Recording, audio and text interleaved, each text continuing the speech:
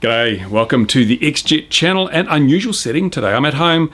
It's about, It's 8:30 in the evening. It's cold, it's wet, it's raining outside. And I decided to do a video because there's some good news out there. I mean, as people know, the regulations have changed here in New Zealand. I've bitched and moaned about them because they're rubbish. And actually, it was interesting on the radio today. There were a lot of people. I don't listen to talkback radio much, but somebody said, hey, listen to this. And people were just absolutely gobsmacked at the way the Civil Aviation Authority has criminalised children's toys. And someone pointed out, hey, you can buy a boat, a big powerful boat with a V8 motor that can do 70 miles an hour, and you can put that boat, and you can drive that boat round, round the foreshore where there might be people swimming and things, and you don't even need a license or a permit or any kind of registration to do that. And surely that has to be a lot more dangerous than flying a 20-gram Cheerson CX-10 in a park. And they're quite right. It's a brilliant analogy.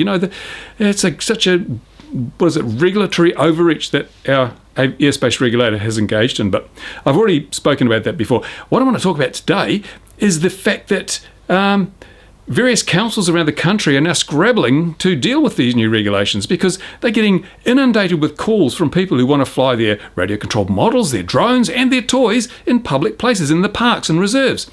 And of course, under the new regulations, they have to get permission to do so. You can't just assume it's a park, it's a public place, I can go and fly my little drone anymore. You can be fined very stiff penalties if you do that without prior permission because you're breaking the regulations. So councils are having to come up with strategies and policies to deal with this. Oh my God, what are we going to do? The phone keeps ringing. And the contrast in the way the different councils have responded to this is quite telling. It's really, oh, my shirt's tucked in. It's really quite amazing. For example, here in Tokoroa, the South Waikato District Council, I did a video just a little while ago showing how they had signs up that said, be aware models may be flown in this reserve. And that was the only reserve in the entire town that had that sign, and you would assume, well, that's safe to fly your model there. Well, interestingly enough, on the eve of these new regulations, they rushed around and pulled those signs down. So now there are no parks and reserves anywhere in the whole of South Waikato where anyone can fly a toy, a radio control model or a drone. They have basically said, too hard, ban, ban, ban, ban. That's effectively the situation at the moment. Everything's banned. And I'd like to compare that to a small district called Opotiki. Now, that's a place in New Zealand. It's not too far from here. It's on the coast. It's a small settlement. It has an airfield, just like Tokoroa. And just like Tokoroa, the airfield is really used, and the council acknowledges that. They say, hey, we realise our airfield is really used. So we're going to let people fly their radio-controlled models and their drones and their toys in our parks and reserves without having to ask our permission. We're going to give permission ahead of time. Anyone can go and fly their toys, models, drones in the parks and reserves freely. The only conditions, which is sensible, comes down to my basic rules. Don't be an idiot, have fun.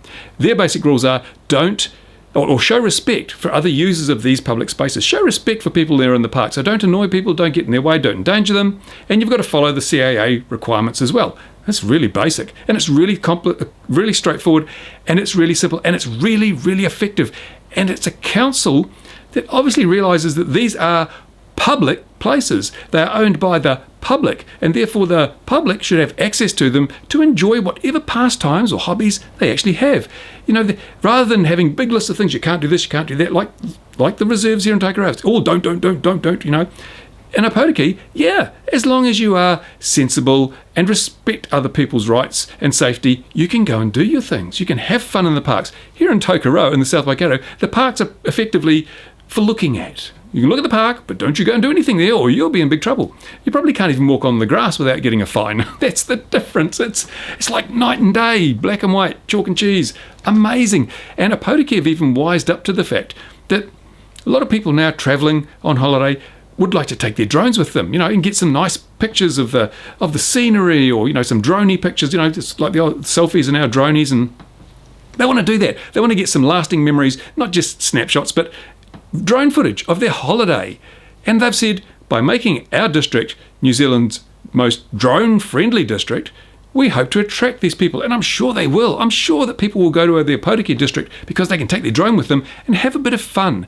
In Opotiki, fun is not a four-letter word like it is in so many other places. So that's brilliant. Now, what I would like you to do, I mean, if you want to, I mean, if you're planning ever to come to New Zealand, I think you should put Opotiki on your list of places to visit, simply because they have shown common sense. They've shown respect for the people. They realise that they work for the public and that they have to, well, it's their responsibility to make sure the public gets a fair deal, not like South Waikato, where basically they think the council staff and everybody, and some of the councillors think, we own all this stuff, it's ours, and we're not going to let you use it because it's ours, and it's the wrong way to look at it. So what I want you to do is I'll put a couple of links in the description of this video. One of them is to the Opotiki policy page, which basically explains what their policy is going to be like, that you can basically go out there and enjoy these parks and reserves with your drones and your models.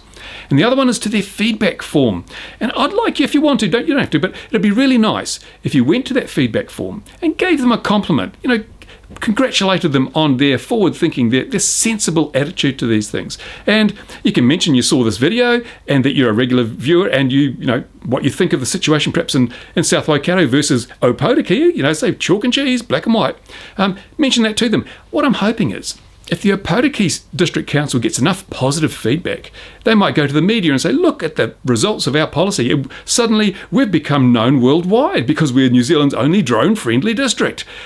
And if they do that, and the media picks up on that and says, Opotiki, shining light, using this new policy to basically introduce themselves to the world and possibly attract tourists, then maybe they will shame the rest of these district councils, these other councils who are currently sitting on the fence, or like the South Waikato District Council have effectively said, we don't know what we're going to do, so we just ban everything in the meantime.